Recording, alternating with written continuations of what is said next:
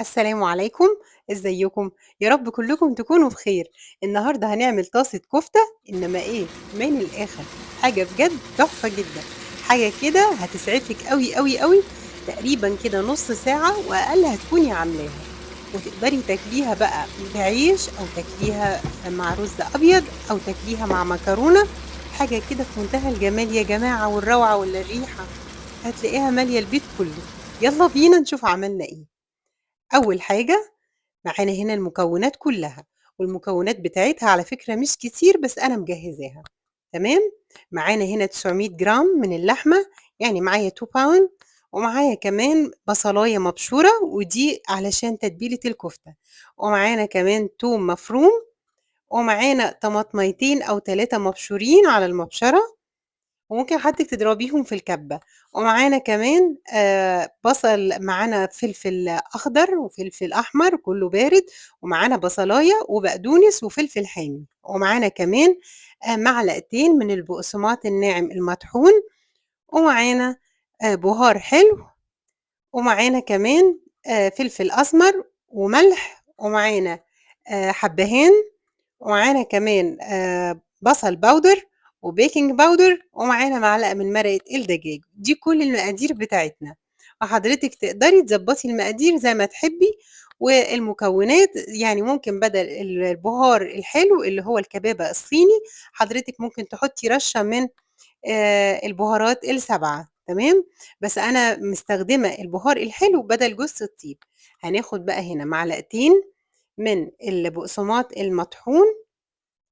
تمام بالشكل ده، وكمان بُصّي أنا حاطة البصلة معاها الطبق واسع، فأنا حاطة كل حاجة مع بعضها، تمام، ومعانا هنا هناخد زي معلقة كبيرة ونُص من الطماطم المبشورة، ودي علشان نتبّل بيها الكفتة،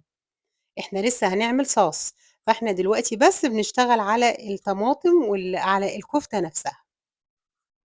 هناخد كمان نُص معلقة كبيرة من التوم تمام، هنحط كل ده على البصل، يبقى إحنا حطينا طماطم وحطينا نُص معلقة كبيرة من التوم المهروس وما تخافيش مش هيبقى كتير، وحطي كمان معلقة مرقة دجاج أو مكعب مرقة خضار، ولو حضرتِك مش حابة تقدري تستخدمي نُص معلقة من السكر، وبعدين هنا هناخد رشة من البقدونس، وإحنا مش هناخد البقدونس كله، هناخد بس منه شوية كده للكفتة، وهنسيب شوية للآخر. معانا بقى التوابل رشة من الحبهان اللي هو إخواتنا العرب بيقولوا عليه الهيل، ومعانا كمان أهو بالشكل ده، ومعانا كمان بصل باودر، والبصل الباودر حضرتِك تقدري تستخدميه وممكن تقدري تستغني عنه لو مش متواجد. أنا مش باحب أستخدم للكفتة بيض، فأنا باحب أحط لها نُص معلقة صغيرة من الbaking powder تمام، فأنا مستخدمة الbaking powder ومش باحب البيض في طعم الكفتة، باحبها بس لو كانت الكفتة اللي هي بتبقى breaded اللي هي بالبيض والبقسماط. تمام، وهناخد رشة ملح خفيفة مش هنكتر ملح لإن إحنا لسه هنعمل صوص. تمام، وهناخد هنا شوية من الفلفل الأسمر، وهناخد كمان رشة من البهار المطحون اللي هو البهار الحلو أو الكبابة الصيني، دي كل التوابل بتاعتنا، يالّا بقى هنبدأ إيه كده ندعكهم بإيدينا كويس البصل بكل التوابل بالحاجات دي، وبعد كده نبدأ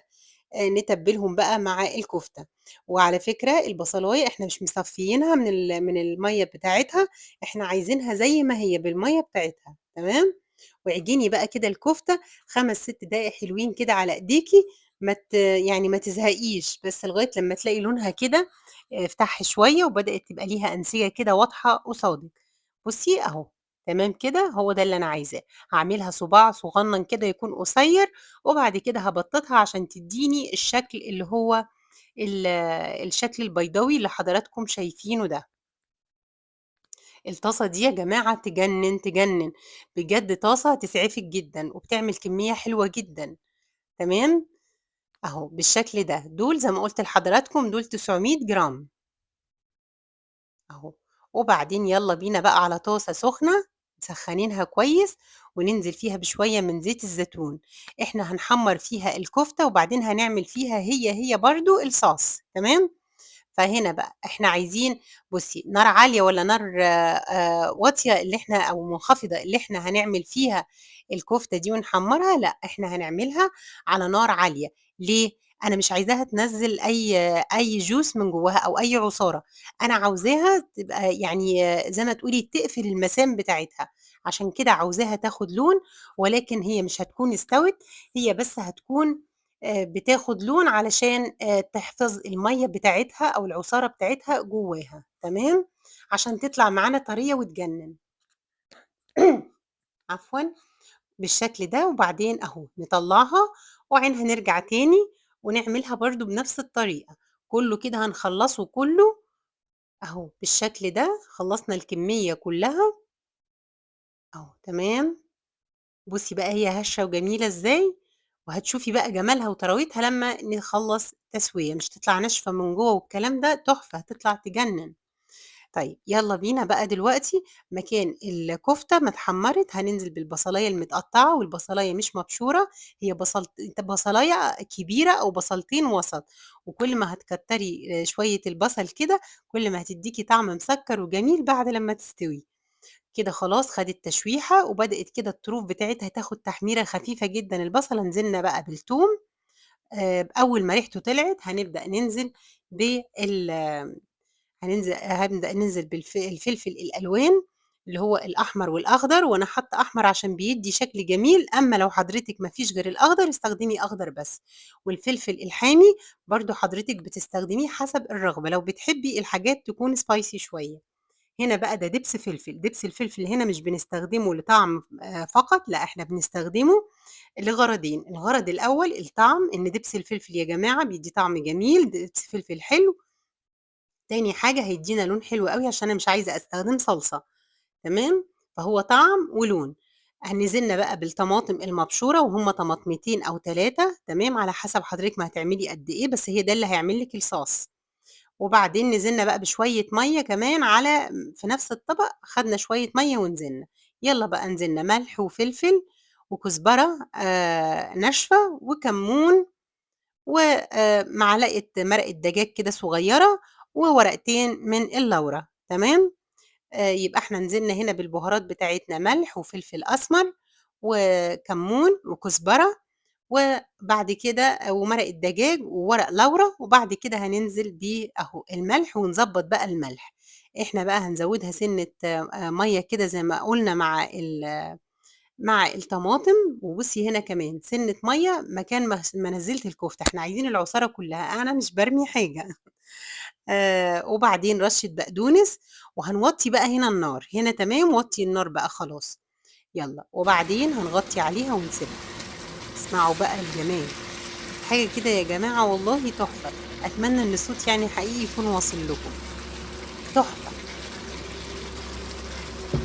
بالشكل ده أهو، قلّبتها تقليبة حلوة وهي استوت تمامًا كده، خلاص، يعني يا دوبك بس إحنا بنتأكد، وحضرتِك بقى حسب سُمك الصاص، هي على فكرة بتعمل صاص يكون تقيل وجميل، ما تخافيش بيبقى الصاص بتاعها يجنن. لدرجة زي ما باقول لحضرتِك تقدري لو حطيتيه على رز أبيض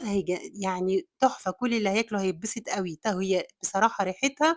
أصلًا في البيت تجنن، وبعدين لو حضرتِك كمان عاملاها ومثلًا أنا يوميها قدّمت معاها بطاطس في الair fryer وشوية سلطة، وممكن كمان تاكليها مع رز، أو كمان ممكن حاجة تانية، شوفي هنا بقى معلقتين كبار دبس رمان، هنا بقى الكفتة يا جماعة هتتحول لحاجة تحفة، بس حضرتِك ضبّطي الملح ده مهم، وبرضه دي تاني مرّة أهو أرُش بقدونس، بُصّي عملت بقى معاها سلطة كده إيه خضرا بسيطة كده بالبقدونس والخيار والطماطم، بُصّي بقى الجمال، وقدّمتها مع بطاطس معمولة في الair fryer وبقى عيش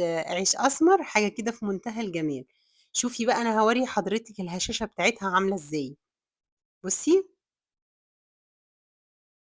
شايفة الجمال؟ بُصّي، شايفة طرية خالص إزاي، وشايفة الهشاشة من جوّه، بُصّي الصاص بتاعها تحفة. تجنن، وحضرتِك تقدري تشيلي الكفتة من الصاص ده وتنزّلي فيها علبة مكرونة اسباجيتي هتبقى تجنن جدًا وترصي الكفتة فوق الوش، اديتِك من أكلة واحدة أهو 3 أفكار، مع بطاطس وعيش أو مع رز أو مع مكرونة، بُصّي الجمال، بُصّي الصوص بتاعها والله يا جماعة طعمه وريحة يجنن، أرجوكم جرّبوها وقولوا لي رأيكم فيها إيه، ولو من فضلكم عجبتكم الوصفة ما تنسونيش من فضلكم لايك وشير وسبسكرايب على اليوتيوب، اشتركوا في القناة، وتعليقاتكم بتبسطني جدًا ومتشكرة أوي، والسلام عليكم ورحمة الله وبركاته حبايبي، مع السلامة.